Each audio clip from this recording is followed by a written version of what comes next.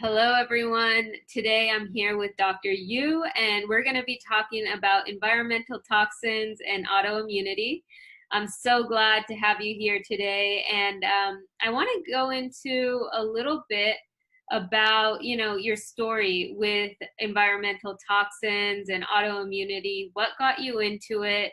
Why that path versus other paths? So I'm practicing in Toronto. So I've been doing this for almost a decade now. Now that I was thinking about the math this morning, and I was like, oh, it's like been almost a decade. So a lot of my interest in environmental medicine is partly because of a lot of the practitioners that I've worked with, who have stated like it's becoming more difficult to treat people Uh-huh. because our environment is not the way that it used to be. I see. So people are much more complicated than they would have been decades ago. Uh-huh. And it's really hard to get to a really good state of health without taking into account the environment that we are living, breathing, and doing everything in. That's so So, true. yeah. You cannot be more right about that. Although when I was in Toronto, everything was very clean compared to other environments I've been in. But I've always seen that, I've been very hypersensitive. Like, I could be in a room where people are smoking and everyone else feels okay. But I would be like having a runny nose, I would feel congested. And, I was more hypersensitive to environmental issues than other people would be. Why is that? Well, we're all different. Like we're all unique people, and that also includes our health, right? My genetic makeup and my ability to detoxify is very different from yours for various reasons, right? Part of it can be our parents and what your mama gave you, right?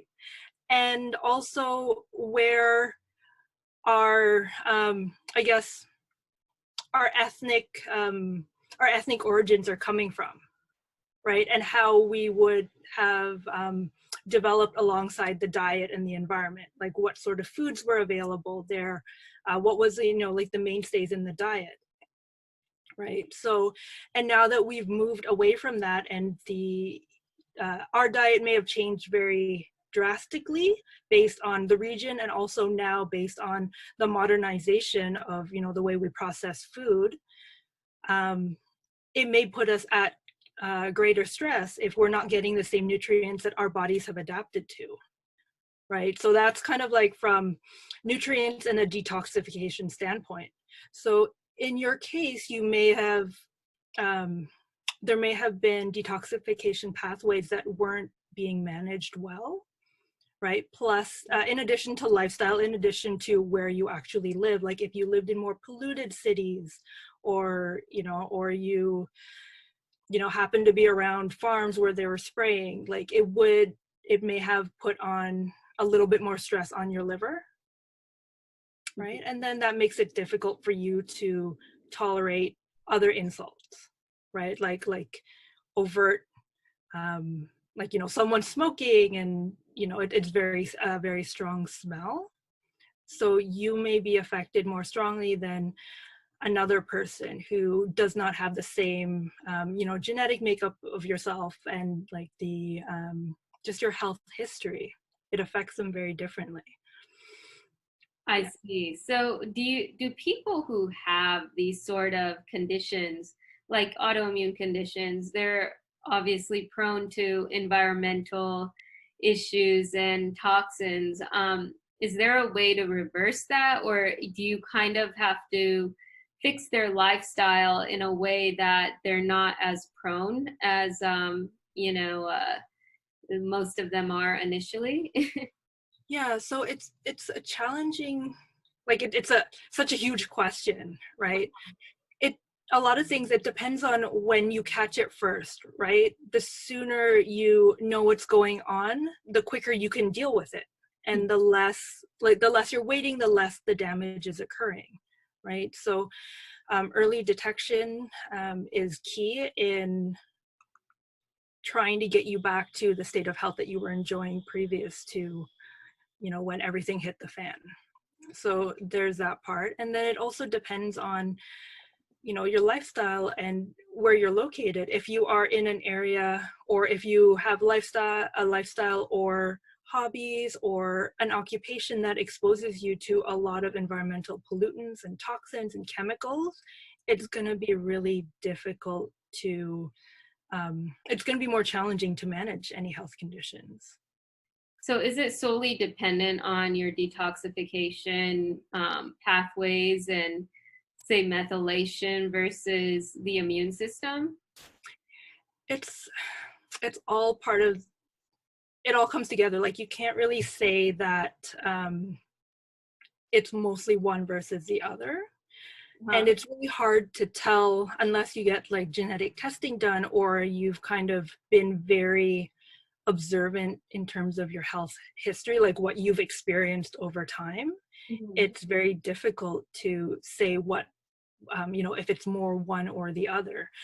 Like, if a lot of people, if you're not exposed to the toxins, right, Mm-hmm. you're not going to need to detoxify. Right.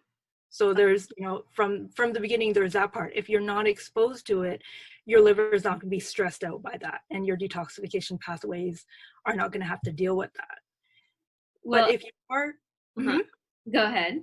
No, if you are exposed to it, then your body can usually handle a certain amount, right? The body is very resilient. But if that occurs over time, then we have problems. And one of the issues with environmental toxins is we're never exposed to just one single toxin.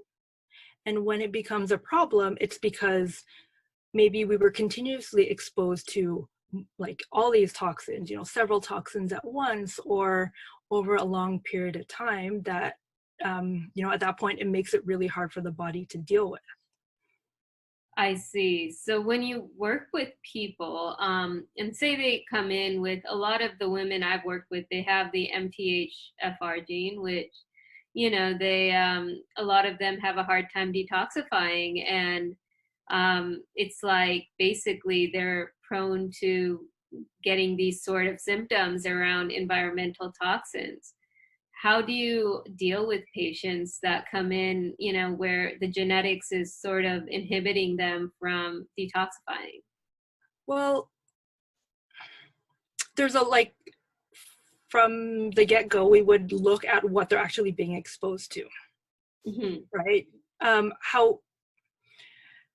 When you look at all of our detox, like everyone's in general, in terms of detoxification, because we live a modern life, we're not going to be exempt from any detoxification stressors.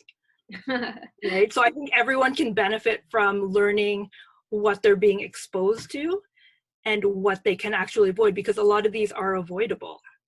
Really? Yeah, a lot of toxins are avoidable, but you have to know where to find them. I see. Right? So, you would first look at what they're being exposed to that we can take out of their environment, or what we can do to support the methylation pathway, and then there are other detoxification pathways as well, because that's not the only one that may have an issue, right? And then seeing what else we can do in terms of additional nutrients they need to kind of catch up. I see, and support different pathways. And I see, because a lot of, these sort of toxins, are they related to the gut, or it's more because, some people, that's where everything starts in terms of autoimmunity, is the gut. Is that something you'd agree with? I think the gut definitely plays a huge role in health overall, right? But when you're looking at inflammation, right, the integrity of the digestive system is really important to keep out some of the factors that can be causing inflammation, right? So a very basic example would be like food sensitivities, right? Foods that we know can cause a lot of inflammation. Like even if you're not celiac, gluten products may not be something you would want to make the base of your diet. Right? Because a lot of us are familiar with how inflammatory wheat products can be and how processed they are on top of that, right? So if you're introducing foods that are causing inflammation into the body, then that's just going to cause disruption actually all the way through, right? So I think a lot of people they may not have overt food allergies, but there are foods that either the food itself is bothering them, or there's additives in the food that's causing inflammation in the gut, and that is leading to are you familiar with like leaky gut syndrome? Of course. Yeah. So and that contributes to inflammation in the gut and then inflammation internally. So, you know, a lot of the women I work with, they have clean diets. They take supplements, and they still are getting these sort of allergic reactions to different environments.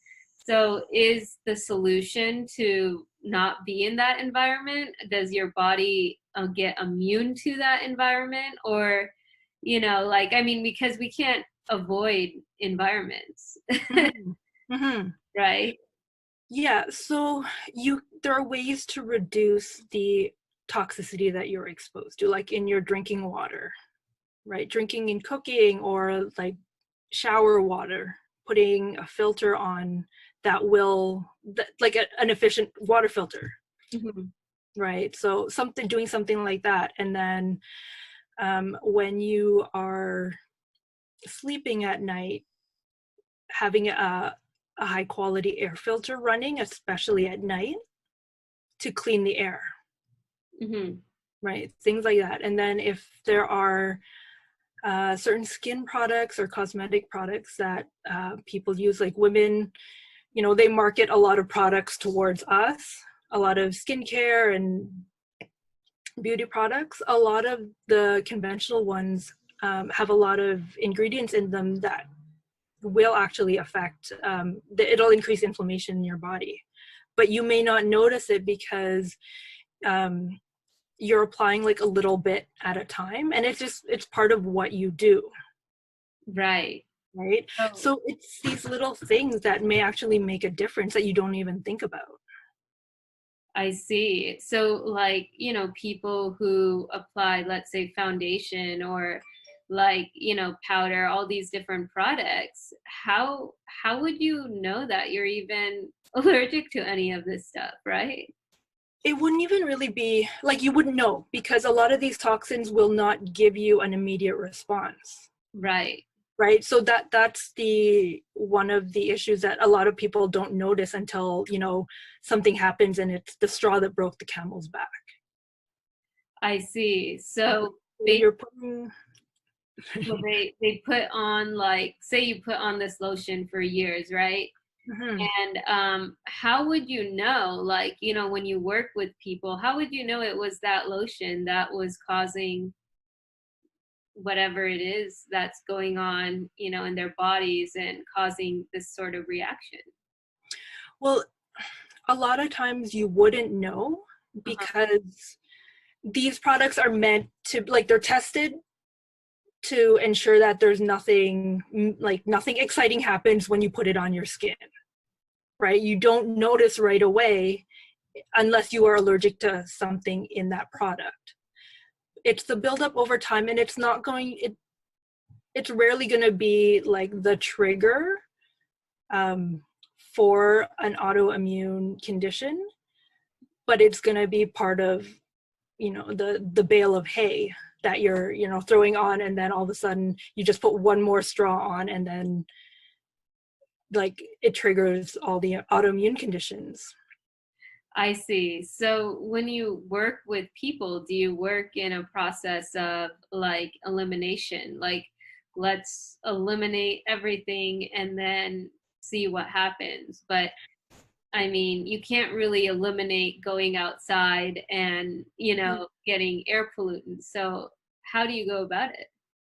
Yeah, so I mean, we have to be practical, right? Because you still want to enjoy life, and you have things to do with that life. So first, we look at anything that is obvious, like heavy metals or mold toxicity, or like pesticide application, like if people spray their lawns, if they live close to a farm, if they have certain types of pipes in their home, like if their home was built before a certain time, if their occupation exposes them to a lot of exhaust, things like that. Like we look at the most obvious things. When did these symptoms first start? Was it, after they moved into a new home? Was it after their basement flooded? So you look at like the big red flags, because they're the easiest to address and the most obvious. And then, and a lot of times when they come in, they're already overwhelmed, right? You have to look at where they're at, and because they're not going to progress if they're overwhelmed, if you've just overwhelmed them. Right. So yeah, so we look at the stuff that we can, that we've determined it's potentially a huge issue immediately. And then we provide education on what else they can do for themselves to reduce their toxic burden. So it's like looking at which skincare products they're using that may have like endocrine disruptors in them. Which foods, if they should be buying organic, cleaning up their kitchen in terms of, what sort of materials are they using to cook or store food. I see. So, like, because they're prone to all these different things that, like back in the 1920s, I don't think they had all these different toxins and stuff that you use, and all of a sudden we're like prone to all these diseases because of what is in the things that we use. And like you said, you can't really eliminate them because you have to live a life, so do you like help your patients just get like immune to them? It's not so much immune, but like becoming more tolerant. Yes. Again, yeah, right. That would be ideal. And it also depends on how long, like the longer you've been experiencing these symptoms, the longer it takes to get you back on track. I see. So what's the process of like taking someone and, sort of opening them back up to living a life again? Yeah, I keep saying it depends because it's true, because I've worked with patients where we've had to work very, very slowly to get them back up to a point like where they can even tolerate supplements, right? Even supplements they're not tolerating well, because it takes energy to heal. And as as your health goes downward, your body tries to conserve energy as much as possible, right? And then sometimes when you give the body the means to start back up again, the jump start is not taken very well. Right. So we have to, when it comes to difficult cases, you have to assess them and address them like where they're at. So there might be one person where I'm basically starting, like, for example, one magnesium capsule at night, and that's all we are doing. Oh my gosh. Or we're looking at someone where they're like, okay, I've already done this to my diet.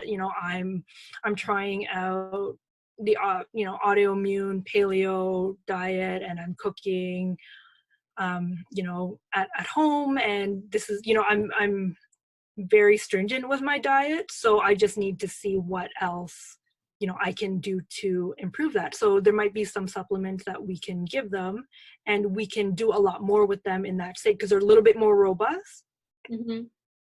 and they can tolerate a bit more. But it's completely different from from that other patient where we're basically starting like 1 magnesium at night, because when you try to go up to 2, it just disrupts them. So 1 magnesium is like 200 milligrams, sort of. Yeah, Wow. bisglycinate. Yeah. Yeah. So there are some people that they can't actually tolerate, you know, in theory, you're like, okay, they could use this nutrient and that nutrient and that nutrient. But when you actually try to provide it to them, or with experience and with experience with other patients, you know that you can't actually give all these supplements to this patient right now. Right.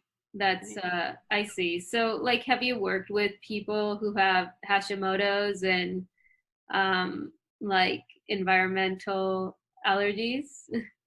Yeah, I've worked with a few people. I'm kind of like generally doing a lot of autoimmune disease right now. Uh-huh.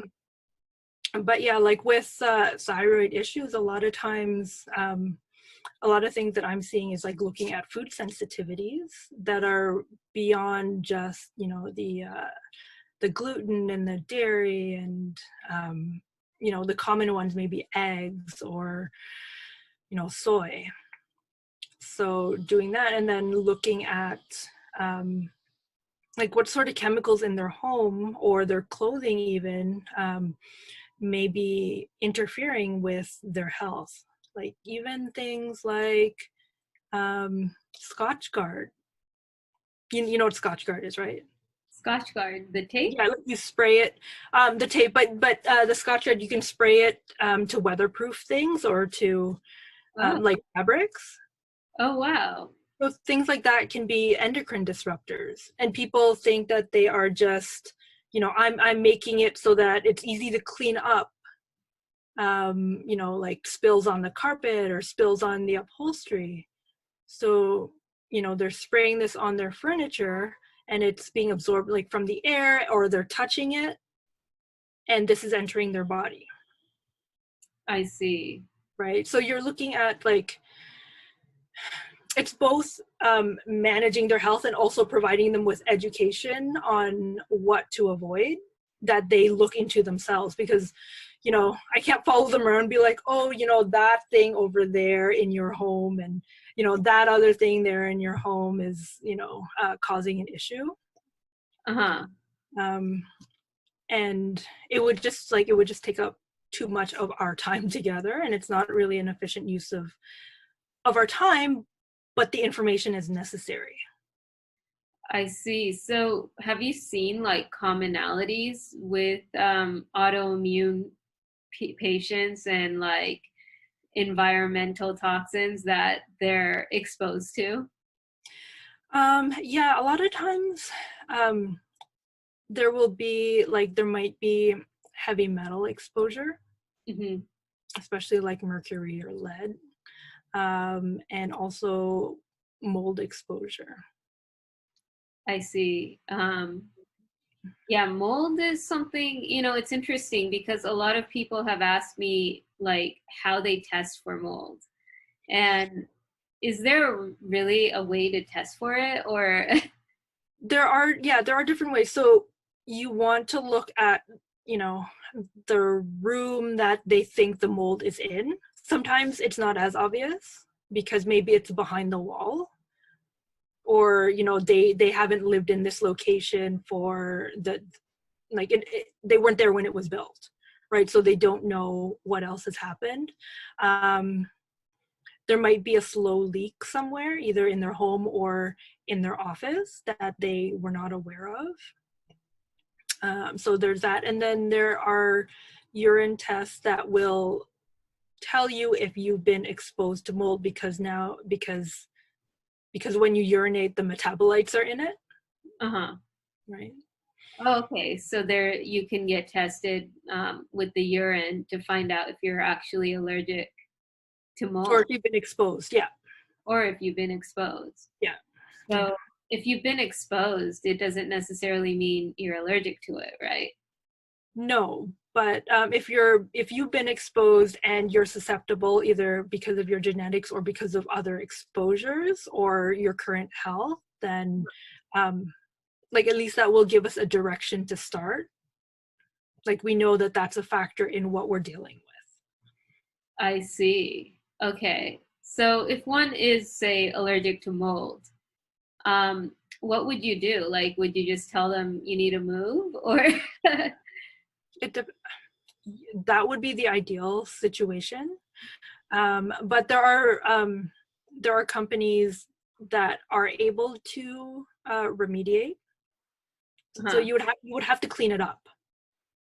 I see. You would have to get rid of it, I because if you continue to live in that sort of environment, it's going to contribute to your worsening health issues. uh-huh. Yeah. I see. So like, is there something that you've seen, like with working with autoimmune conditions and different people? Is there something you've seen in related to that's related to more like outdoor toxins? You know, not so much mercury, mold, gluten-free, soy, dairy, like all those are sort of the common ones. Is there some that you have like seen that are not so common? Well, so a lot of these things, it wouldn't be like I was outside in, like let's say I was outside hanging out around LAX or something, right? Like out in LA, and then it triggered an actual autoimmune condition, right? Sometimes it's hard to kind of pinpoint the exact moment when it kind of tipped over into we have an actual problem that you notice, I right? see. But so exhaust fumes and like diesel exhaust, it's been correlated with increases in like chronic inflammatory conditions. So even things like diabetes and obesity and um, cardiac disease, um, worsening has been worsening of those conditions has been correlated to like poor air quality. So when you increase the inflammatory burden, you will worsen the autoimmune condition if it already exists, or you will kind of move it closer to that direction.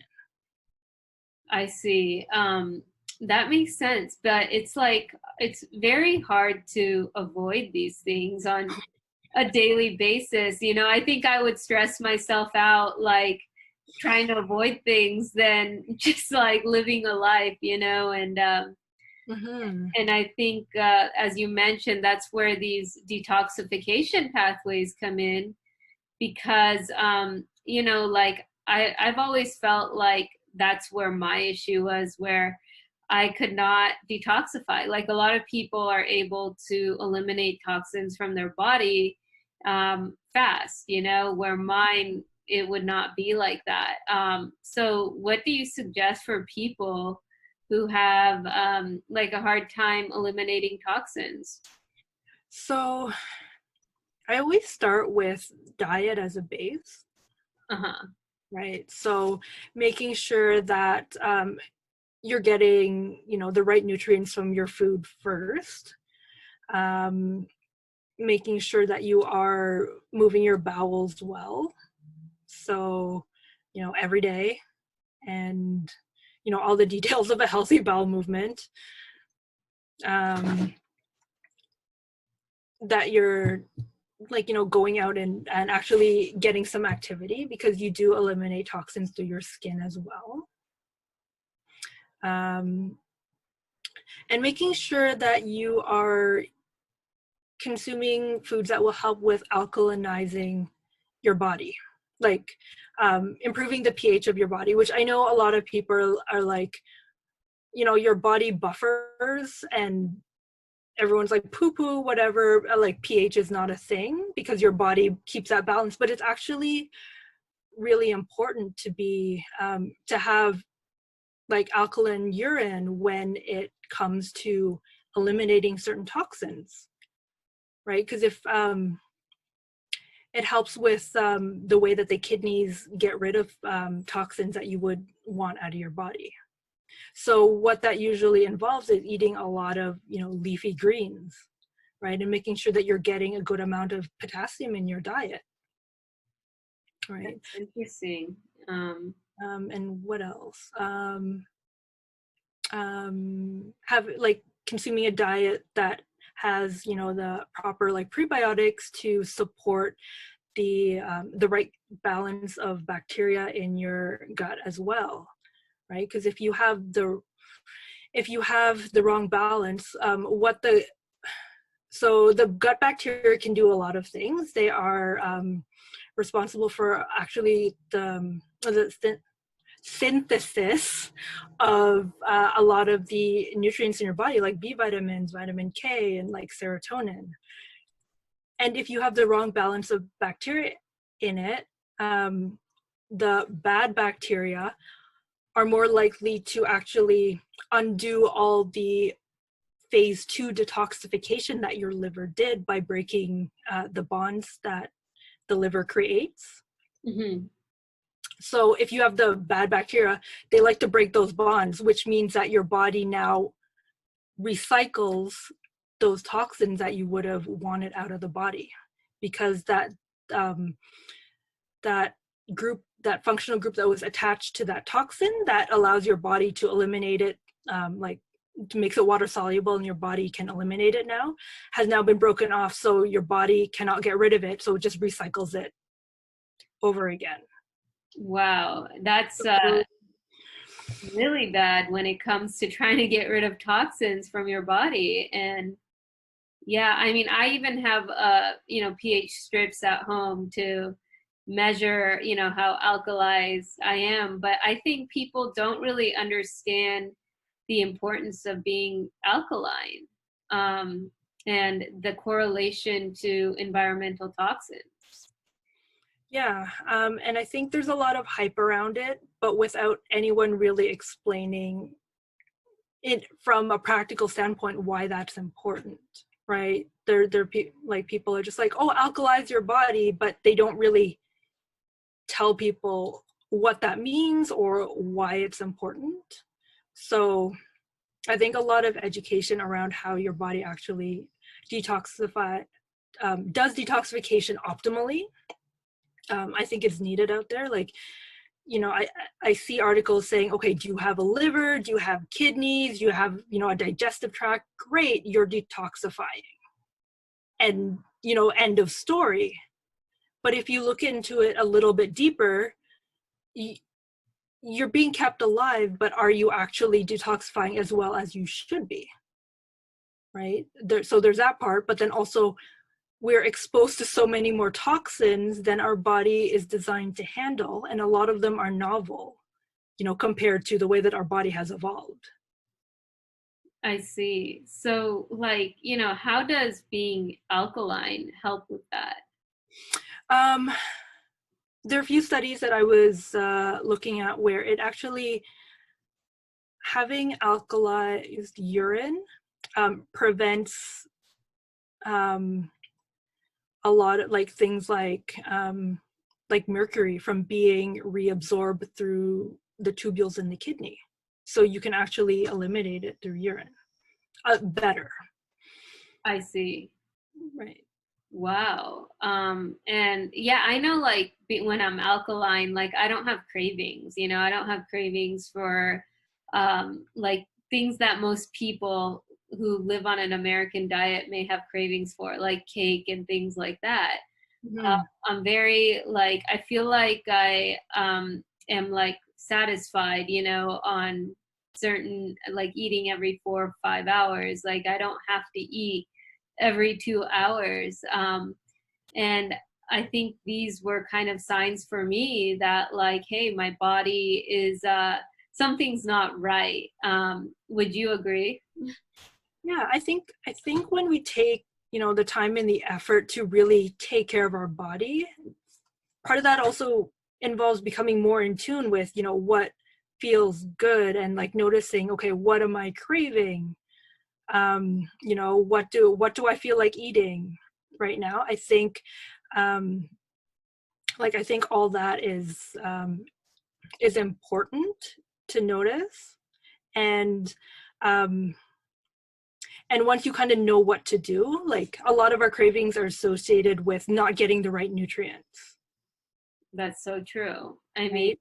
why would the body crave if it was satisfied and had all the nutrients it needed, right? Yeah, so when you are alkalized, that means that you are, most likely getting the nutrients that you need.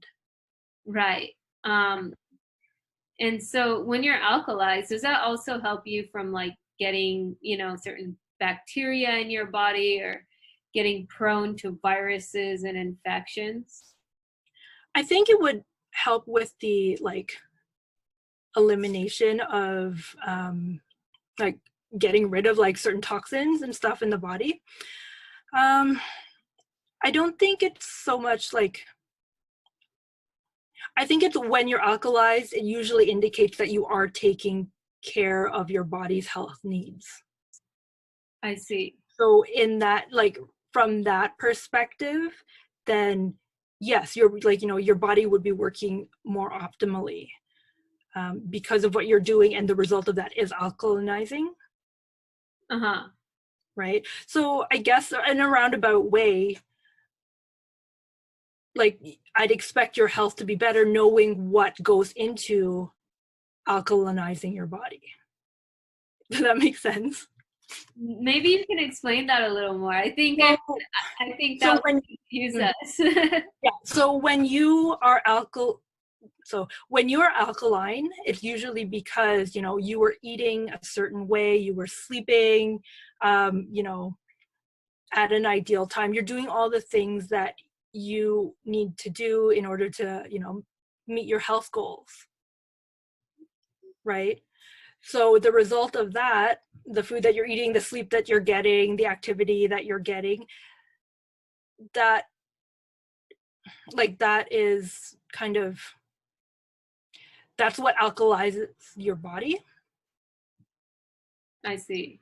right? You do all that, and then because you're taking care of yourself, I'd expect you to be more resilient when it comes to, coming across infection or any sort of other, things that could be affecting your health.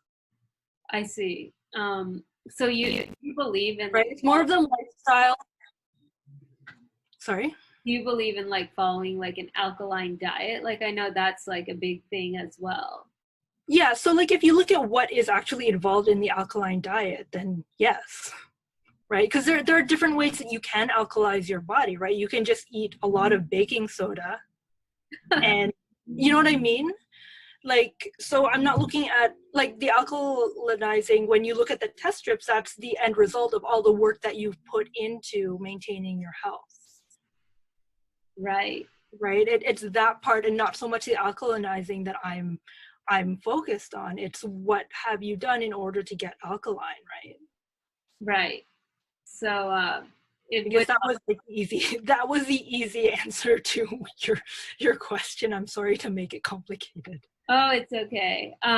So yeah, I mean being alkaline is huge when it comes to allergies, environmental toxins, when trying to get your body in the state of balance, I think, and that was something that was big for me. That's why I bought just some test strips, and every morning I would just test myself, I'm like, what's my pH levels? And a lot of people, like you said, a lot of doctors told me, oh, that doesn't mean anything. Like, and I saw that it had a big correlation with the way that I had felt. And, a lot of doctors may not advocate for it, but for me, like I saw, when I was more alkaline, I saw that I was reduced. Like I had no cravings. Like people could be eating pizza in front of me or like pasta, all this stuff, and I don't even crave that.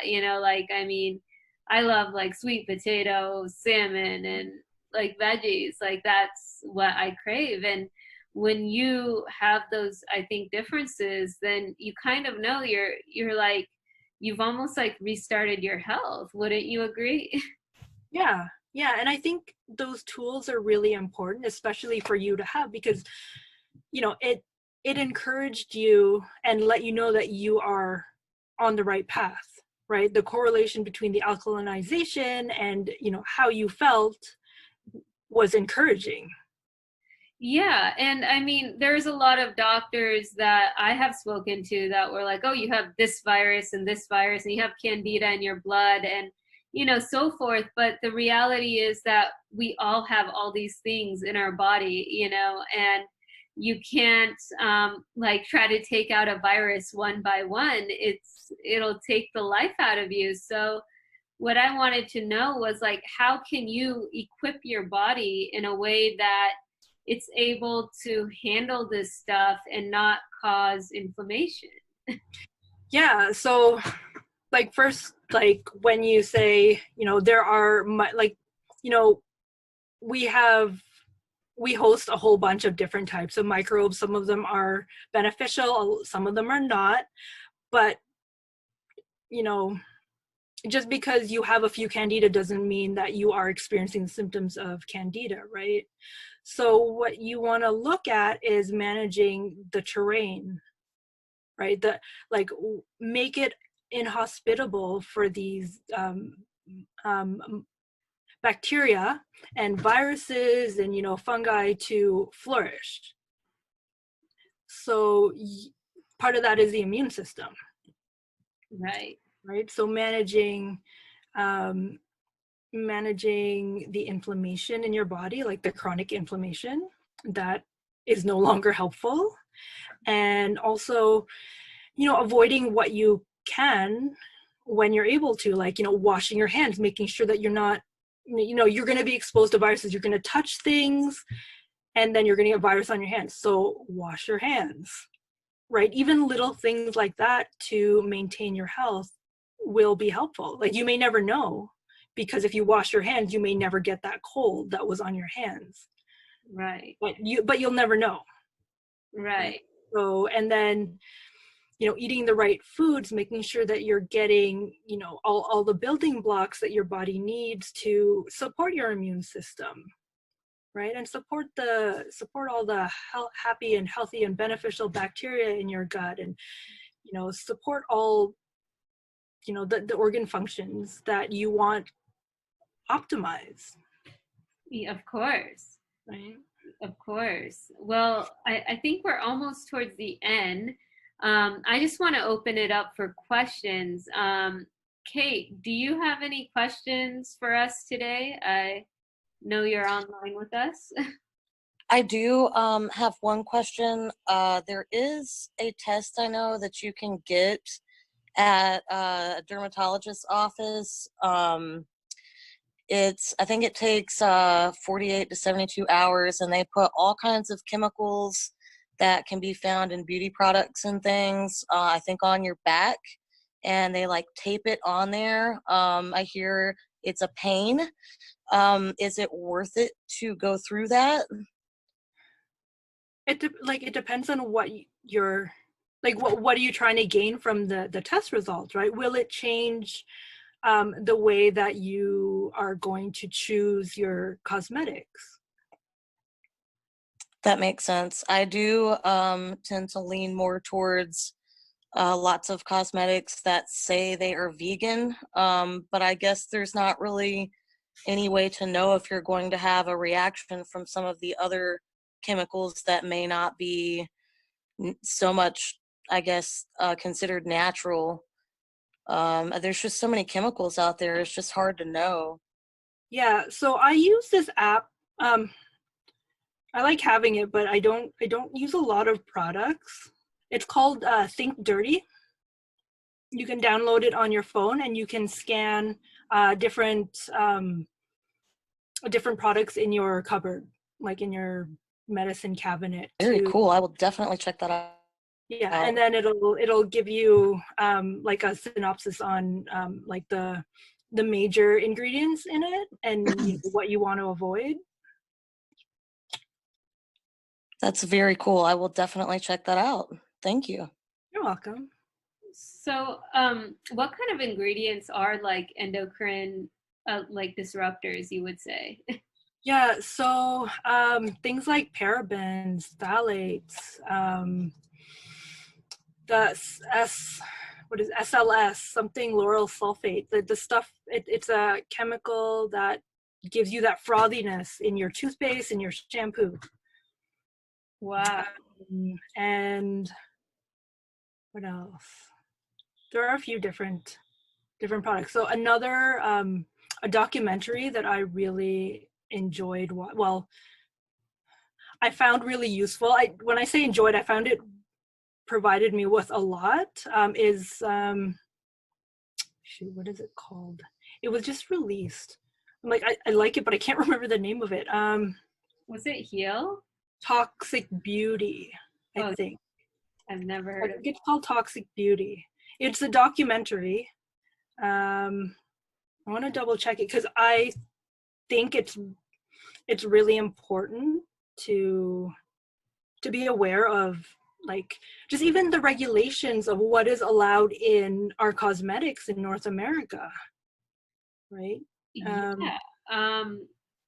You know, and that's the thing is like, as someone in my whole career, like I had to be out in the public, like I was always in the eye of everyone. So, you know, I had to wear makeup and I had to look presentable. And I think like there were times when I would feel my skin itch, you know, when I would put something on like foundation or something, but I would never think that it was from foundation or, you know, what I was putting on my skin. And so, you know, over the years, I realized I'm like, how poor is my immune system functioning if I'm getting all these allergies to things, you know? Yeah. So the it's called Toxic Beauty, and it's a documentary. That's great. Yeah, it's Well, I will have to watch that too now. yeah, for sure. Yeah. Great. Well, any other, what are your like 3 biggest key takeaways from this? Well, I mean, avoidance is very important, and that would be the first thing that I would focus on, because, you know, less is more when it comes to your health and pollutants. And, you know, the less you're exposed to, the more resources are left over for your body to build its health up and to maintain your health, right? And then also establishing a firm base before you start putting supplements on top, right? Making sure that your diet is on point. It's in line with your health goals as well as the health challenges you may be experiencing. Right. Right. Because when you're healing, you're going to have to put supplements on top of that, right? Because our food is not what it used to be. And when you're healing, you need even more than just, you know, than when you're perfectly healthy, right? Because healing takes energy, it takes resources, and you need to supplement on top of a solid foundation. That's so true. Right? And then also, you know, be aware of your health history. Like, you know, get the testing done if you think it's necessary. And also, a lot of times autoimmune disease is genetic, like, or it's hereditary, like you may see it in your family. Right. And I don't know if like my immediate family, I mean, if they're still undiagnosed, who knows? But I know that like my aunt had lupus, and you know, that kind of could have meant that my dad may have something, you know, and it's until I really looked into my genetics, I didn't know what like was causing all of this. And I think after I learned and I healed naturally, I found out it was definitely environmental. Genetics played a role. And then, of course, like any trauma or anything that Mhm. kind of just took me down for a bit. Yeah, like there are so many factors that are involved with autoimmune disease. So if people are aware of their family history, then it may get them to the realization sooner. So the sooner we know what it is, the sooner we can start dealing with it. Absolutely. Yeah. And clearing those pathways so you don't Yeah. relapse again, right? Mhm. Yeah. Well, great. Thank you so much for being on the show today and helping us out. And if somebody wants to get in touch with you, how do they? Well, I have Instagram, so non-toxic doc. You can reach me on there. Um, if you're located in Ontario and want to see me as a patient, then you can contact me through my website. The contact information is on my website at drmarileand.com. And I have a private Facebook group that you can join if you'd like. It's called Living the Non-Toxic Life, where we focus on, well, living a more non-toxic life, right? Just looking at education around what we can avoid and what we can do when we can't avoid something. Love that. Well, I'm definitely going to join that. So I'm going to encourage everyone here to join it as well. And thank you so much and would love to have you again in the future. Yeah, for sure. I really enjoyed this. Thank you. Thank you. All right.